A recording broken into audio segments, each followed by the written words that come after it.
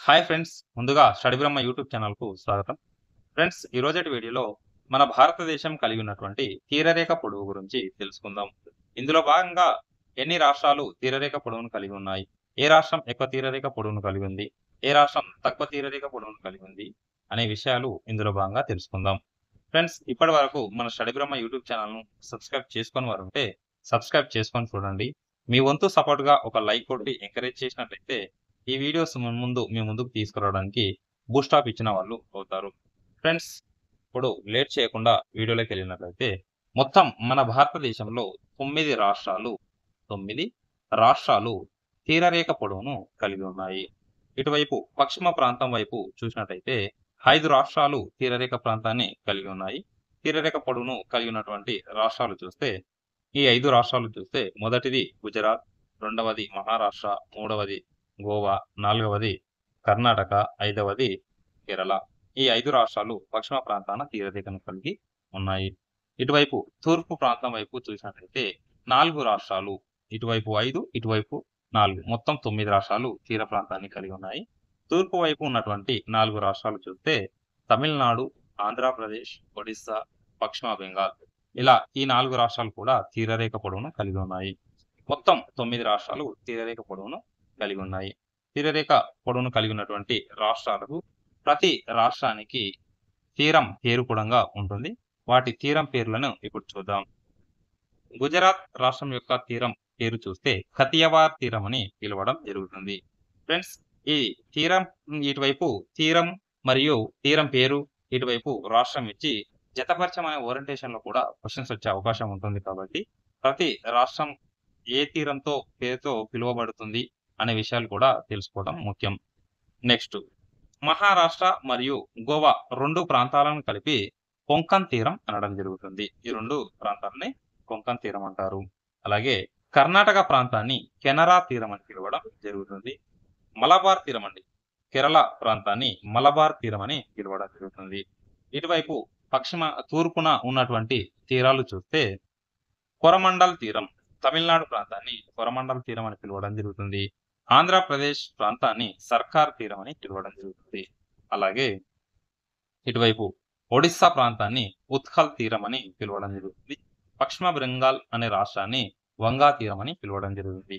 ఈ తీరాలు కూడా తెలుసుకున్నట్లయితే ఇటువైపు రాష్ట్రాలు ఇచ్చి ఇటువైపు తీరాలు ఇచ్చి జతపరచమన ఓరియంటేషన్ లో ఖచ్చితంగా ఈ మధ్య క్వశ్చన్స్ వస్తున్నాయి.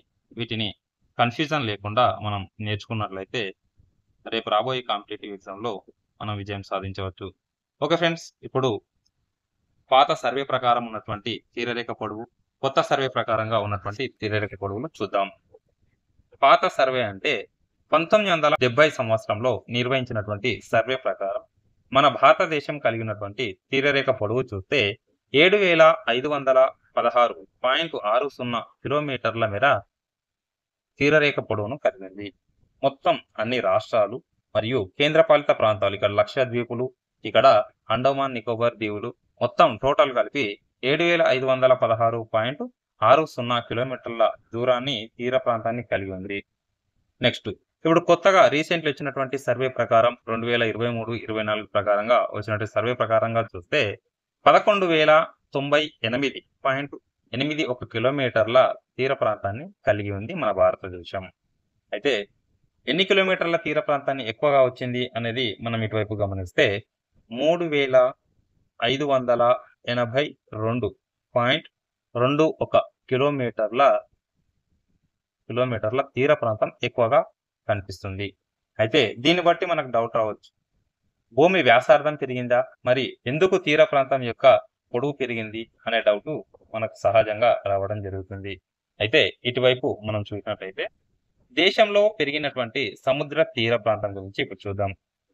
ఇండియన్ నేవల్ హైడ్రోగ్రాఫిక్ ఆఫీస్ మరియు సర్వే ఆఫ్ ఇండియాలు 1970లో సంయుక్తంగా ఒక సర్వే నిర్వహించారు.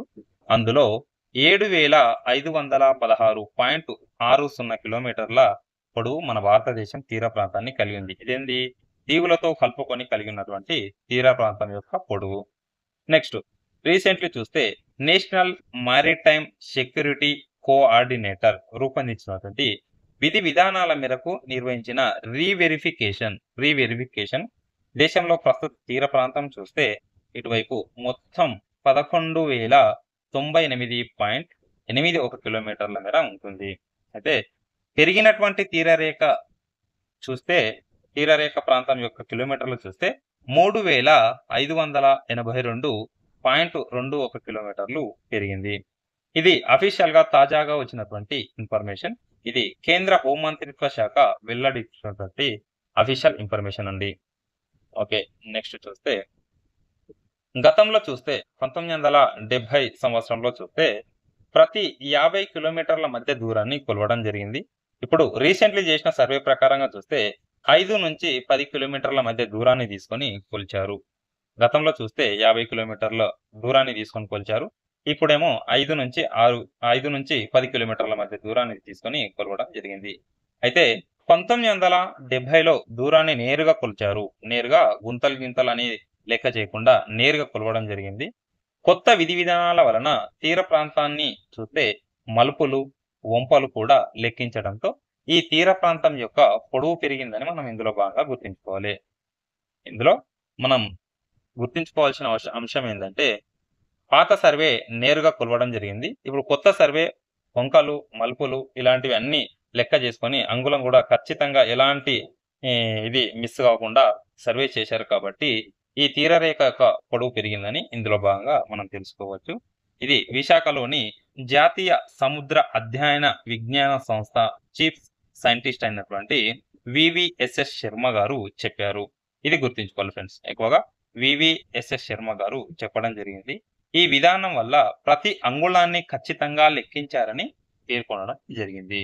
ఇది అఫీషియల్ గా వచ్చినటువంటి ఇన్ఫర్మేషన్. ఫ్రెండ్స్, రాష్ట్రాలకు పాత కొలతలు, కొత్త కొలతల గురించి చూద్దాం. 1970లో ఉన్నటువంటి పొడవు, ఇప్పుడు 2024లో వచ్చినటువంటి తాజా పొడవుల గురించి చూస్తే గుజరాత్ రాష్ట్రంలో 1214.70 కిలోమీటర్లు పాతదిగా ఉంటే ఇప్పుడు 2340.62 కిలోమీటర్ల తీర ప్రాంతాన్ని కలిగి ఉంది. అంటే డబల్ పెరగడం జరిగింది. ఇలా ప్రతి రాష్ట్రానికి తీర ప్రాంతం పెరగడం జరిగింది. మహారాష్ట్ర ప్రాంతంలో చూస్తే 652.60 ఉంటే ఇప్పుడు 877.97 కిలోమీటర్లు. గోవా ప్రాంతంలో 101 ఉంటే 193.95 కిలోమీటర్లు.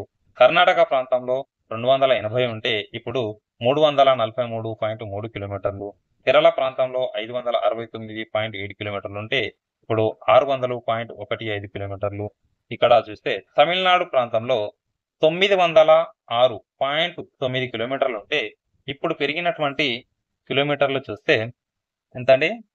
1068.69 కిలోమీటర్ల మేర తీర ప్రాంతం పెరిగిందండి. ఇది ఎక్కువగా గుర్తుంచుకోవాల్సిన ముఖ్యమైన అంశం. 1970 సర్వే ప్రకారంగా ఇప్పటి వరకు మనం చదువుకోవడం జరిగింది. ఇందులో మొదటి స్థానంలో తీరరేఖ ఎక్కువ కలిగి ఉన్నటువంటి రాష్ట్రం గుజరాత్ గా మనం ఇప్పటి వరకు చదువుకోవడం జరిగింది. రెండవ స్థానంలో ఉన్నటువంటి రాష్ట్రాన్ని ఆంధ్రప్రదేశ్ గా చదువుకోవడం జరిగింది. ఇటువైపు చూస్తే ఆంధ్రప్రదేశ్ లో ఎంత ఉంది? 973.7 కిలోమీటర్ల తీర ప్రాంతాన్ని కలిగి ఉంది కాబట్టి రెండవ స్థానాన్ని ఆక్రమించడం జరిగింది. అయితే కొత్తగా వచ్చినటువంటి సర్వే ప్రకారం తమిళనాడు ఎక్కువ తీర ప్రాంతాన్ని ఆక్రమించుకోవడం జరిగింది. అయితే తమిళనాడు ప్రాంతంలో ఎందుకు ఎక్కువ ప్రాంతాన్ని ఆక్రమించుకున్నది అని మనం గమనించినట్టయితే ఇక్కడ ఇటువైపు మ్యాప్ను చూసినట్టయితే ఇక్కడ వంకలు టెంకలుగా ఉన్నటువంటి ప్రాంతాన్ని కొలిచారు కాబట్టి తీర ప్రాంతం పొడవు పెరిగింది. కాబట్టి అఫీషియల్ గా వచ్చిన ఇన్ఫర్మేషన్ లో చూస్తే తమిళనాడు ప్రాంతం రెండవ స్థానానికి చేరుకోవడం జరిగింది. తీరరేఖ పొడవులో రెండవ స్థానంలో ఉన్నటువంటి రాష్ట్రం ఇప్పుడు చూస్తే తమిళనాడు. గతంలో చూసినట్లయితే రెండవ స్థానంలో ఆంధ్రప్రదేశ్ ఉండేది. ఇప్పుడు తమిళనాడు రెండవ స్థానంలో నిలవడం జరిగింది. ఇది మనం కొత్తగా గుర్తించుకోవాల్సిన అంశం. తక్కువ తీర ప్రాంతం కలిగినటువంటి రాష్ట్రాన్ని మనం చూస్తే గోవాగా మనం గుర్తించుకోవచ్చు. గోవాలో 193.95 కిలోమీటర్ల తీర ప్రాంతాన్ని కలిగినటువంటి ప్రాంతం. ఇది దీనికి సంబంధించినటువంటి ముఖ్యమైన సమాచారం. ఫ్రెండ్స్, ఇలాంటి ఇన్ఫర్మేషన్ ఎప్పటికప్పుడు మన స్టడీ బ్రహ్మ యూట్యూబ్ ఛానల్లో అందివ్వడం జరుగుతుంది. ఇప్పటివరకు ఎవరైనా మన స్టడీ బ్రహ్మ యూట్యూబ్ ఛానల్ సబ్స్క్రైబ్ చేసుకోకుండా చూస్తున్న వారు ఉంటే సబ్స్క్రైబ్ చేసుకోండి. అలాగే లైక్ కొట్టి కొద్దిగా ఎంకరేజ్ చేయండి. ఇలాంటి వీడియోస్ మున్ముందు మీ ముందుకు తీసుకురావడం జరుగుతుంది. ఓకే ఫ్రెండ్స్, మరొక ఇన్ఫర్మేషన్‌తో మళ్ళీ కలుద్దాం. Thank you.